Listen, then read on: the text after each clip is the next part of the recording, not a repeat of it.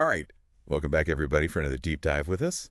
This time, we're going to be talking about getting stronger, Yes. but not just like the go to the gym and lift heavy things kind of way. Right. We're talking about the idea of progressive overload. Yeah, And it's sort of like the secret code to strength and muscle gains. exactly. And we're going way beyond the basics this time. Oh, nice. Yeah, we've got a ton of fitness blogs, Okay, some really cutting-edge research from places like the Australian Institute of Fitness, cool. even some powerlifting websites. Awesome. Yeah. That's what I love about these deep dives. Yeah. You never know what kind of sources we're going to dig up. Yeah. You never know what we're going to find. So I've personally hit a plateau lately. Okay. And I've heard that progressive overload Yeah. is like the key to busting through that plateau. So I'm really interested to hear what you found on the research. Well, I think a good place to start would be Yeah. to define what progressive overload actually means. I've heard some people say that you need to constantly shock your muscles. Mm-hmm. Is there any truth to that, or is there a smarter approach? That's what I want to know because like shocking my muscles just sounds a little intense. It can be, and not always in a good way. Yeah. Progressive overload is about strategically increasing the demands on your muscles over time. Okay. It's the principle behind hypertrophy, Okay. which is basically the process of making your muscles bigger. So it's not just randomly adding more weight each time. No. It's about being more strategic and consistent. Right, I exactly. like that. Yeah. But how exactly do you increase the demands? Yeah. Does it always mean lifting heavier? Not necessarily. That's a common misconception. You're Mhm. essentially giving your muscles a reason to adapt and grow.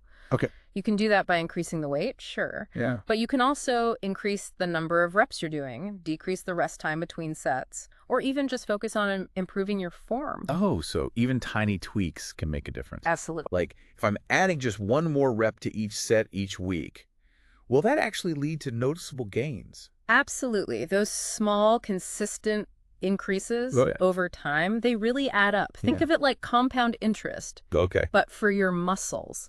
I like that analogy, compound gains. Exactly. I'm starting to see how this fits together, Yeah. but I'm guessing there's a difference between how a beginner Oh, absolutely. would apply progressive overload versus someone who has been lifting for years. You're spot on. Right. One of the articles that we have from the Australian Institute of Fitness really hammers this home, Okay.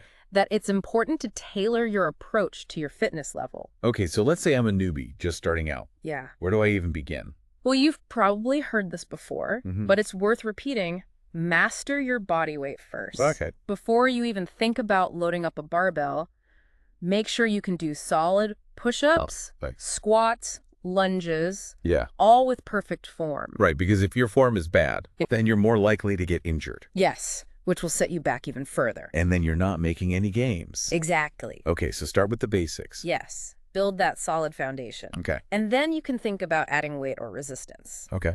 But even then, it's about incremental increases. Yeah. Don't go from 0 to hero overnight. Slow and steady wins the race. Exactly. Okay, that makes sense for beginners. Right. But what about someone like me who's been lifting for a while but feels like they're stuck? Yeah. What does progressive overload look like then? That's where things get a little more interesting. Okay. This is where you might start incorporating something called periodization Okay. into your training. Periodization, that sounds intriguing, Yeah.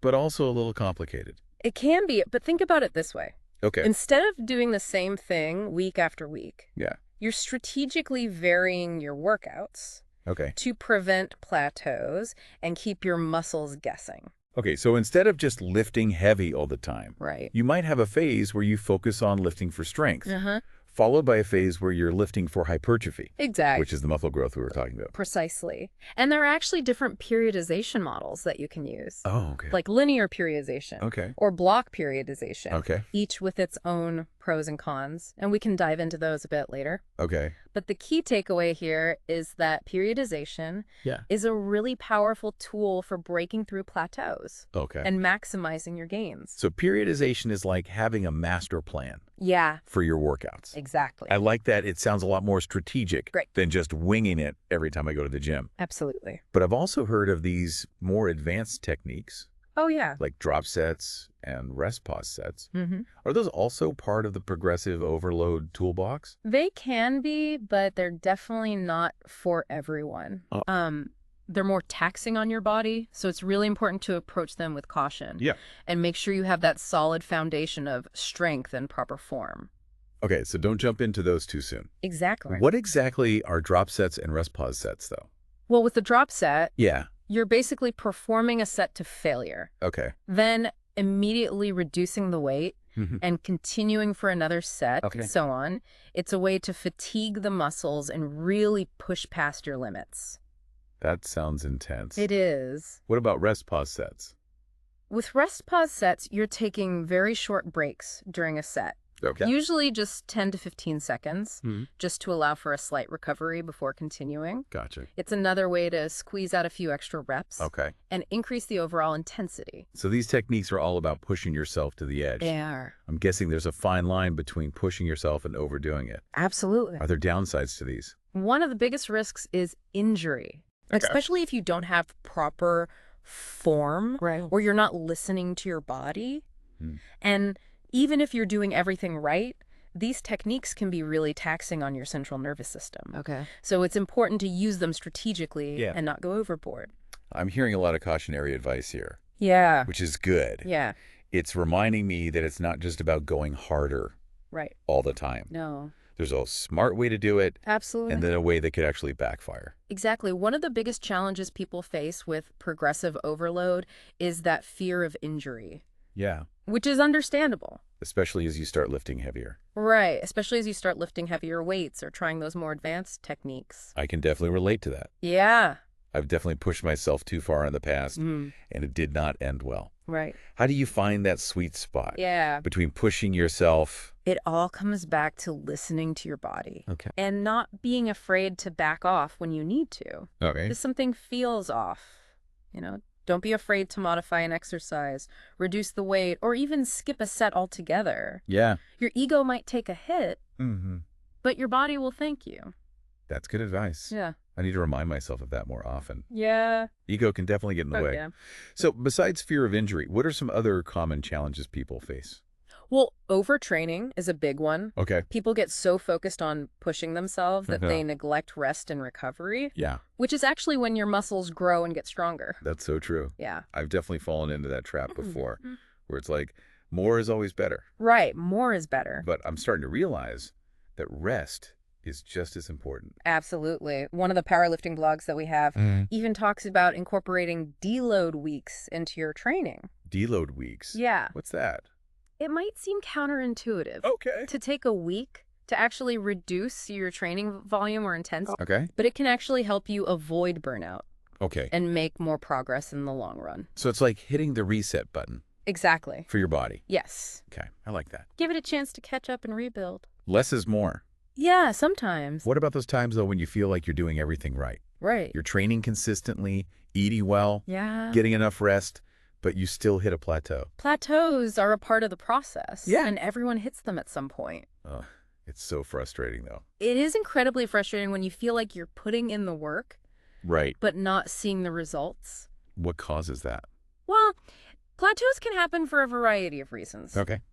Sometimes it's as simple as needing to switch up your training routine. Okay. Remember periodization? Yes. That can be a really effective way to shock your system and break through a plateau. So maybe switch from linear to block periodization or something. Exactly. Or maybe it's time to try some new exercises or variations. Even small tweaks to your form or tempo can make a big difference. Gotcha. And for more advanced lifters, Yeah. those advanced techniques we talked about, drop sets, Mm-hmm. rest pause sets, those can be really useful tools for busting through plateaus. So plateaus are assigned to switch things up, Yes. not give up. Exactly. I like that. It's all about finding what works for you and being willing to adjust. Sometimes, even with the best strategies in place, Yeah. motivation can be a challenge. Motivation is huge. Yeah. And it can be fickle.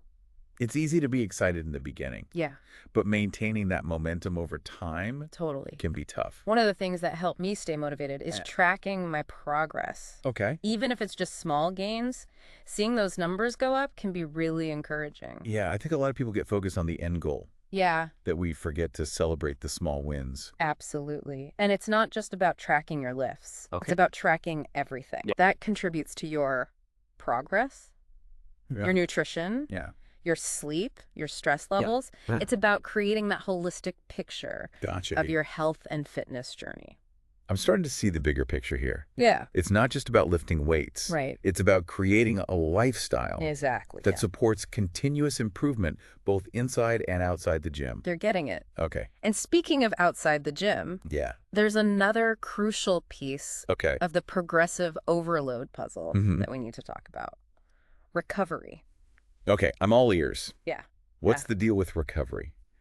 I know it's important, but I'll admit, I'm sometimes tempted to sacrifice sleep to squeeze in an extra workout. Am I shooting myself in the foot? You might be. Because remember, muscles don't actually grow while you're lifting weights. Okay. They grow when you're resting and recovering. Right. So if I'm not giving myself enough time to recover, I'm hindering my progress, Exactly. even if I'm doing well in the gym. Yeah. One of the articles we have Right. highlights how sleep deprivation Yeah. can actually lead to muscle breakdown, Oh, wow. which is the opposite of what we want. Definitely not what I want, Right. but I needed to hear it, so sleep is crucial. Yes. It's non-negotiable Okay. when it comes to recovery and muscle growth. All right, so sleep is at the top of my priority list. Good. What about nutrition? What are some key things to focus on? Well, protein is obviously crucial for muscle repair and growth. Yeah. Most of our sources recommend aiming for around 0.8 to 1 gram of protein per pound of body weight per day. That seems like a lot of protein. It can seem like a lot, but it's all about spreading it out throughout the day. Okay. Make sure you're including protein in every meal and snack. Okay. And don't forget about that post-workout window. Right, the nutrient timing. Exactly. Okay. Consuming protein within 30 minutes after your workout Yeah. can help maximize that muscle protein synthesis, Okay. which is basically the process of building new muscle tissue. So a protein shake or a high-protein meal after a workout. Exactly. What about carbs? I've heard those are important for recovery as well. Absolutely. Carbs are essential Okay. for replenishing your glycogen stores, Mm. which are your muscle's primary source of energy. Gotcha. So if you're depleted of glycogen, your workouts are going to suffer. Okay. And you'll be more likely to experience fatigue and muscle soreness. So carbs are not the enemy. No, they're fuel. They're fuel for our muscles. Exactly. What kind of carbs should we be focusing on, though? Focus on complex carbs, Oh. like whole grains, Okay. fruits and vegetables. Gotcha. They provide sustained energy, and they're packed with nutrients that support your overall health. So it's not just about stuffing our faces with pasta. Right. Exactly. Although It does sound good after a workout. a big bowl of pasta does sound good right now. Yeah, for sure. I'm getting the sense that recovery is a lot more nuanced than I realized. Yeah. It's not just about resting and eating enough. It's about eating the right things at the right time. Exactly. Fueling your body with what it needs to recover and rebuild. Okay. And don't forget about hydration. Right. Water is essential Yeah. for all bodily functions, including muscle recovery. So we got sleep, protein, carbs, hydration. Check. What about all those other lifestyle factors we were talking about, like stress management and things like that? How do those play into recovery? Well, as we discussed earlier, chronic stress Yeah. can wreak havoc on your body, Okay. including your ability to recover and build muscle. Mm-hmm. When you're stressed, your body releases cortisol, Right. which can break down muscle tissue and increase inflammation. So even if I'm doing all the right things with sleep and nutrition, if I'm stressed out, it could be negating all my efforts. Exactly. That's why it's so important to find healthy ways to manage stress. Okay. Not just for your mental and emotional well-being, Mm. but your physical health as well. I'm seeing how all these pieces fit together. Progressive overload is not just rules for the gym. Right? It's like a holistic approach. Exactly. Fitness Yeah. that really encompasses every part of your life. You nailed it. Okay, this is making a lot of sense. Yeah. It feels a little daunting, though. It can be, but remember, it's about making small, sustainable changes over time. Okay. It's not about overhauling your entire life overnight. Yeah. It's about incorporating healthy habits into your daily routine. Like making sure you get enough sleep, Exactly. eating nutritious foods, Yeah. finding ways to manage stress. It's about those consistent daily choices Yeah. that over time will lead to big results. Okay. And don't forget to celebrate those small wins along the way. Right, because progress isn't always linear. Well, There'll exactly. be ups and downs, plateaus, setbacks. It's all part of the journey. This has given me a whole new perspective on what it means to be strong. I like that. It's not just about lifting weights. It's about building a foundation Yeah. of physical, mental, and Absolutely. And emotional resilience. You're getting it. And that actually brings us to another really fascinating aspect of progressive overload. Its applicability beyond the gym. Wait, what do you mean? Well, think about it. Yep. The principles of progressive overload, challenging yourself, pushing your boundaries, adapting and growing, Yeah. those apply to almost any area of life where you want to improve. That's interesting. Yeah. I hadn't really thought about it that way before. Yeah. But it makes sense. It does. So it's not just a fitness concept. Right. It's a life concept. Exactly. And that's what makes it so powerful. Wow. Whether you're trying to get stronger physically, mentally, emotionally, or even in your career, Yeah. those same principles apply. Okay. Set goals, challenge yourself, be consistent, and don't be afraid to push those boundaries. I'm already starting to think about all the ways I can apply this to other parts of my life. It's exciting, isn't it? It is. To think that a concept that we started exploring in the context of fitness can actually be applied to so many different areas of our lives. It's like a secret code to unlocking your potential, I like that. no matter what you're passionate about. A secret code to continuous improvement. Well, I think we've covered a lot of ground here today. We have. We went from the basics of progressive overload to some of its more nuanced applications, both inside and outside the gym. Yeah. Before we wrap things up, Yeah. is there anything else that our listeners should keep in mind as they embark on their own progressive overload journeys? That's a great question. So let's get practical. Okay. How can someone listening actually implement progressive overload Yeah. without getting overwhelmed or injured? Right, because it's easy to get excited by all these techniques, but then you walk into the gym and you're like, okay, now what? Exactly. I hear you. Yeah.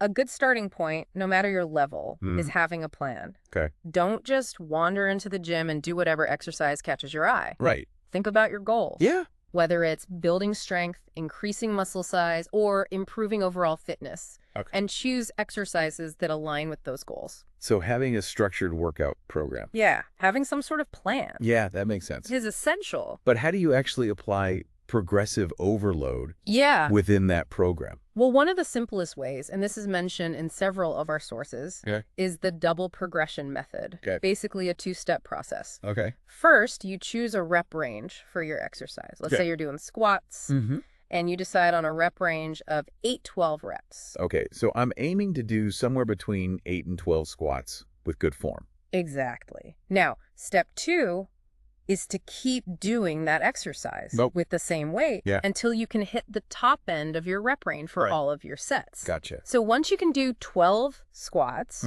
with good form for all of your sets, it's time to increase the weight. So it's like a built-in signal that it's time to level up. I like that. It takes the guesswork out of it. Yeah. But how much weight should you add when you increase? That's where things get a little more individual. Okay. It depends on the exercise, your strength level, and how your body feels.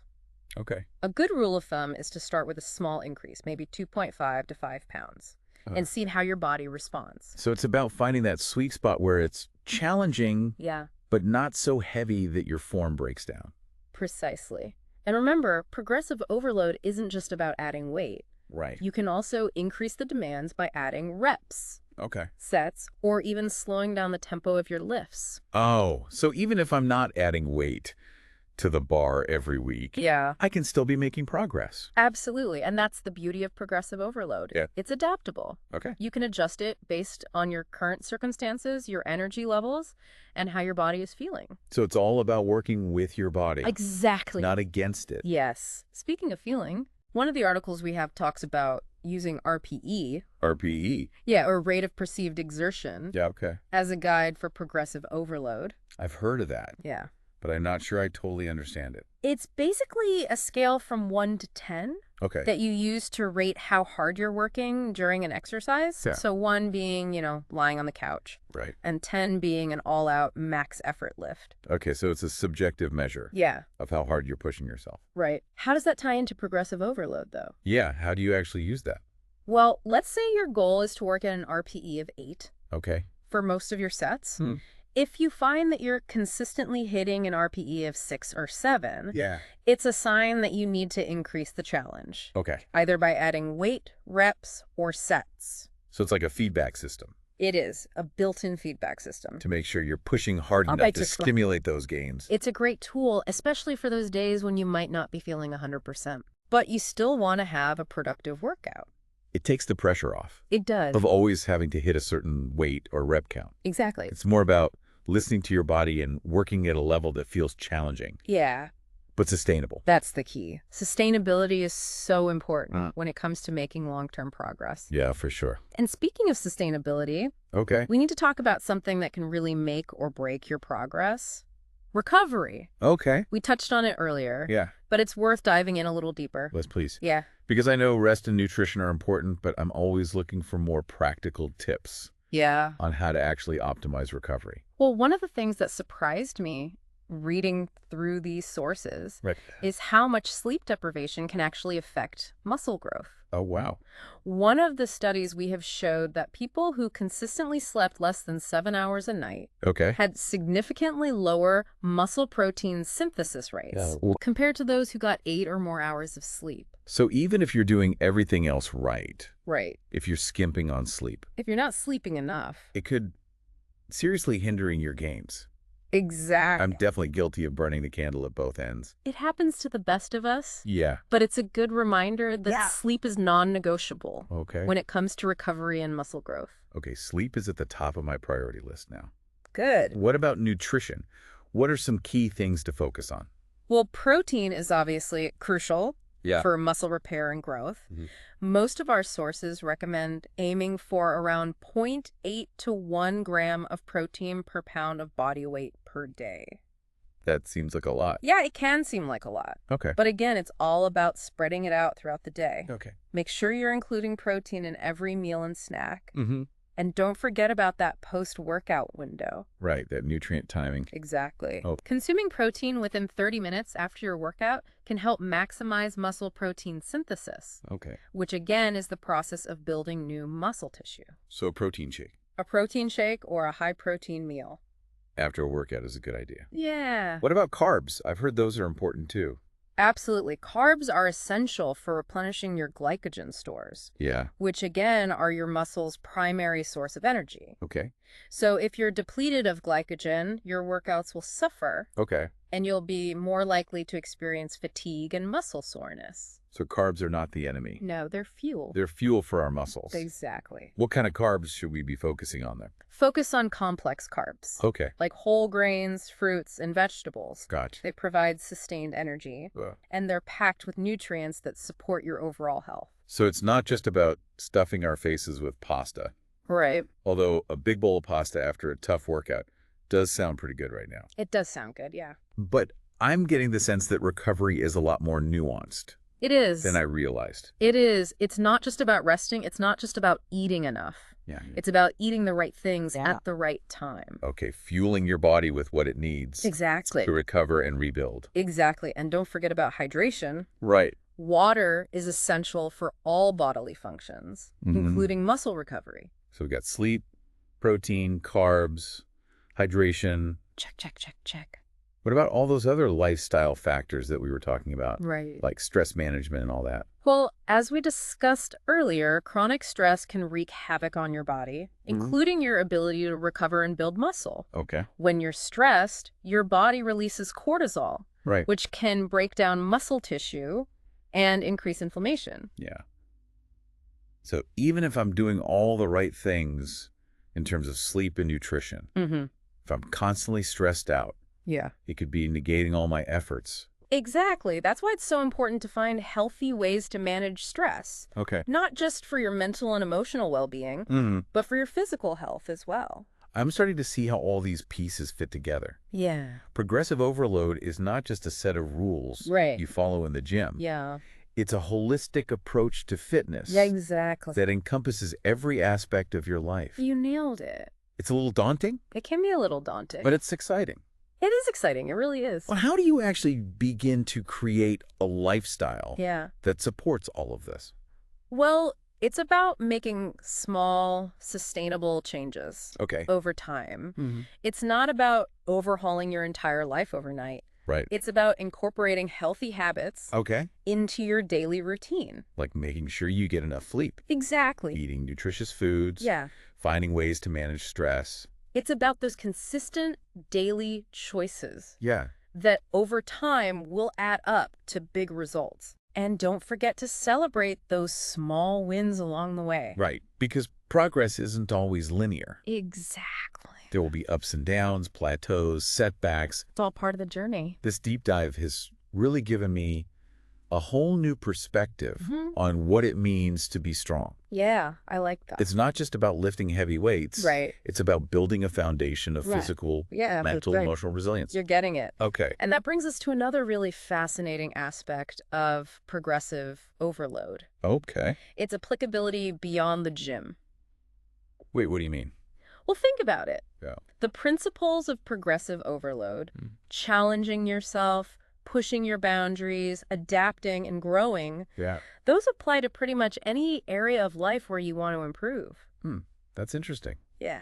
I hadn't really thought about it that way before. Yeah. But now that you mention it, it makes perfect sense. It does. So it's not just a fitness concept. Right. It's a life concept. Yeah. Exactly. And that's what makes it so powerful. Wow. Whether you're trying to get stronger physically, mentally, emotionally, or even in your career. Yeah. Those same principles apply. Okay. Set goals, challenge yourself, be consistent, and don't be afraid to push your boundaries. I'm already starting to think about all the ways I could apply this to other parts of my life. It's exciting, isn't it? It is. This is mind-blowing. It really is. To think that a concept that we started exploring in the context of fitness can be applied to so many different areas of our lives. Yeah, to every area of your life. Like a secret code.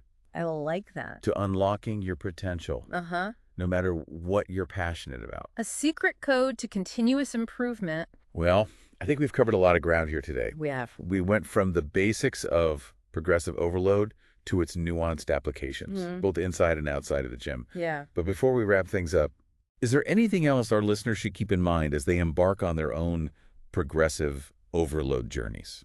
Yeah, I think the biggest takeaway for me is that progressive overload isn't just about adding more weight to the bar. Yeah. It's about constantly challenging yourself in a smart and sustainable way, no matter what your starting point is. Yeah, it's about finding what works for you, listening to your body, and making adjustments along the way. And remember, it's not a race. It's about making consistent progress over time. This whole conversation has really opened my eyes to the power of applying this to other areas of life as well. Absolutely. Think about it. Yeah. If you want to learn a new language, you start with the basics. Okay. You gradually increase the complexity of the words and grammar you're using. Okay. If you want to get better at playing a musical instrument, you start with simple scales and exercises. Yeah. Gradually working your way up to more challenging pieces. It's like a universal principle. Yes. For growth. It is. And it's encouraging to think that the same strategies that can help us build muscle can help us build our skills and knowledge. And our confidence. Yeah, our confidence and everything. Exactly. So it really is a life concept. It is. It's so cool. It's all about stepping outside of your comfort zone, embracing those challenges, and trusting the process. Okay. And here's something to keep in mind. Yeah. It doesn't have to be complicated. That's a good point. Sometimes the smallest changes can make the biggest difference. It's easy to get caught up in all the fancy techniques and strategies. Yeah. But sometimes it really is as simple as adding one more rep or shaving off a few seconds of rest time or even just, like you said, focusing on your form. It's those small, consistent efforts that compound over time. Okay. That lead to those remarkable results. And don't forget about recovery. Got to get that sleep, prioritize nutrition, manage that stress. Could not have said it better myself. Because all that effort in the gym or in life is wasted if you're not taking care of yourself. Exactly. Body and mind. Well said. And remember, this deep dive is just a starting point. It is. If you're interested in exploring some of these concepts in more depth, maybe do a little research on periodization. Yeah, or consult with a qualified trainer or coach. Oh, that's a great idea. They can help you create a personalized plan that takes into account your individual goals, needs, and limitations. And don't be afraid to experiment. Exactly. Try different things, see what works for you. Don't get discouraged if you hit a plateau. Right. It's all part of the journey. Well, deep divers, I think it's time to wrap up this exploration of progressive overload. Okay. We learned that it's the key to unlocking continuous strength and muscle gains. Absolutely. But it's so much more than that. So much. It's a philosophy, a mindset, a way of approaching life with a spirit of continuous improvement. It's about pushing your boundaries, embracing challenges, becoming the best version of yourself. I love that. In every aspect of your life. If you're ready to level up, start by identifying those small, consistent actions you can take today to challenge yourself and create positive change. And remember, progress is a journey, not a destination. Enjoy the ride. Thanks for joining us for another deep dive, everyone. Yes, thank you. And we'll see you next time for another fascinating exploration.